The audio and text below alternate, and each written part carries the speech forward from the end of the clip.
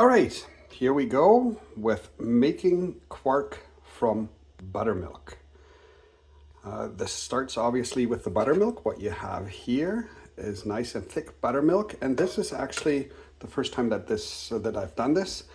I started with store-bought buttermilk, making sure that it is actually real buttermilk that I have. Look closely at the ingredient list to make sure that you don't have all sorts of fillers and gums and stuff in there that aren't buttermilk. So I started with old-fashioned buttermilk, and then I have learned that, hey, you can use buttermilk as its own starter over and over again. So this is the first time I've tried it. I'm very happy with the consistency that this turned out to be.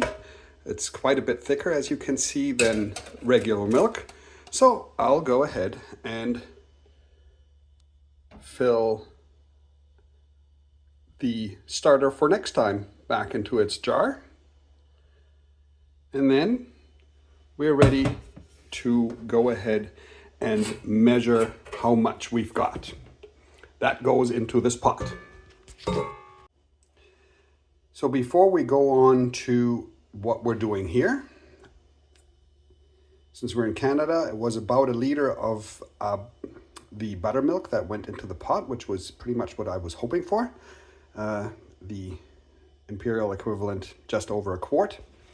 And then you put this all on medium-high heat. To go back to how to actually make the buttermilk, well, that was, you put the starter into that stainless steel pitcher that I've had. You can probably use other vessels. And then you add milk to it, stir, and let it sit covered with a cloth at room temperature until it gets the consistency that you want. In my case, that took about 1.5 days. And it's pretty warm right now in the summer. So between 20 and 24 degrees Celsius in our kitchen, and that would make it somewhere in the 70 to 75 degrees Fahrenheit range. So that's what gets you this. And then all you have to do is get this up to a temperature, stirring occasionally. And the temperature that you're trying to target is 120 degrees Fahrenheit.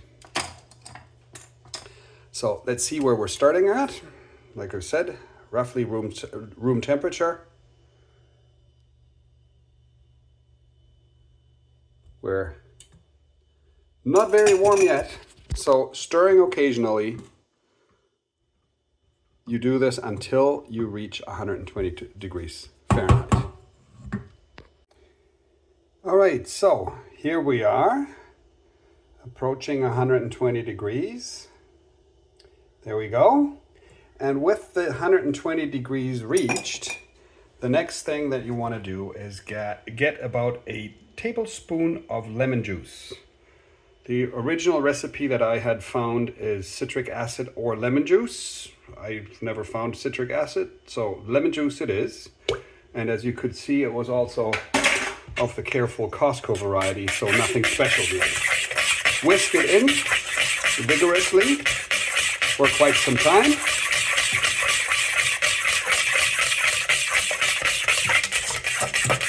So that the acid is well distributed. And then you just let it sit. And you can let it sit for a couple of hours, but a minimum 30 minutes. That will let the acid react with the buttermilk, and we'll take it from there. Right, so the buttermilk that had been heated to 120 and mixed with a tablespoon of lemon juice has been sitting here for about 5 hours now. And what I've got now is a shallow pot with some binder clips on the handle. This is a cheesecloth.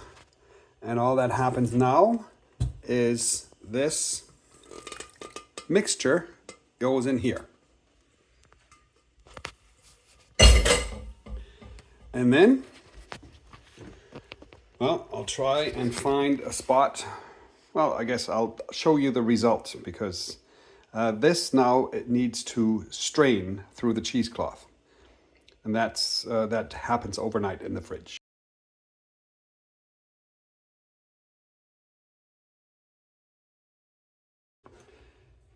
All right, so here we go with the Quark having settled overnight. Actually, in this case, it was a little bit longer, but you'll see the result. The whey is in the pot, and I will keep that whey until I know that my Quark has the right consistency.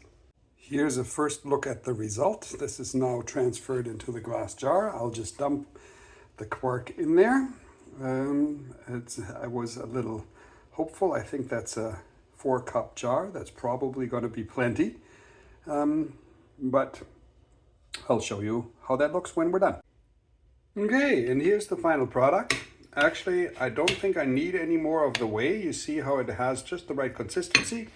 I've tasted it. It's a very nice and pleasant, very lightly sour taste, exactly like it should. And so what I'll do is with this, probably I'll take about half and freeze it. The stuff freezes really well. And the other half we'll just eat. There you have it. Quark from Buttermilk. The whole process, again, start with the buttermilk that you can sort of culture yourself. But if you buy buttermilk, start with a quart of buttermilk that has as few fillers and other ingredients as you can find. Has to be real buttermilk and not some sort of concoction. Then you bring that up to 120 Fahrenheit on the stove top, and when it has reached that, you stir in a tablespoon of either citric acid or lemon juice.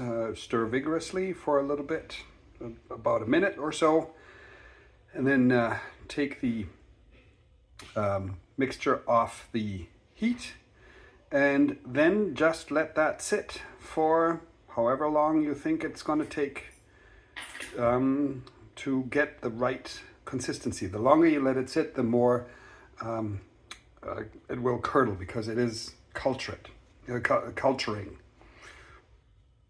And then you build yourself something that may or may not look like this. Anyway, you need a cheesecloth to strain this. I have not had good experiences with trying to force that in any way, so I always just let gravity do its thing. This can sit in the fridge. Ours has sat in the fridge for a day and a half, and luckily it's really not in any way finicky.